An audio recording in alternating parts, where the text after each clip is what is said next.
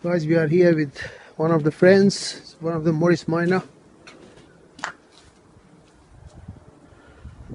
Fuel problem. We removed the tank in the back. So what we realized, somebody fit the inappropriate hose, so they are all deteriorated and going to the fuel system. As I see inside, yeah, look at this.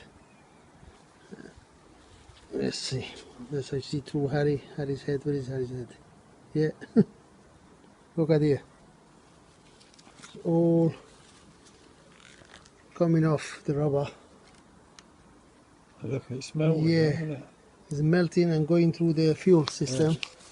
Because this is not the fuel hose. Yeah. This is water hose. Look. Yeah. So this is what caused the fuel problem. Here we go. Harry, you find the fault, Harry. Are you happy?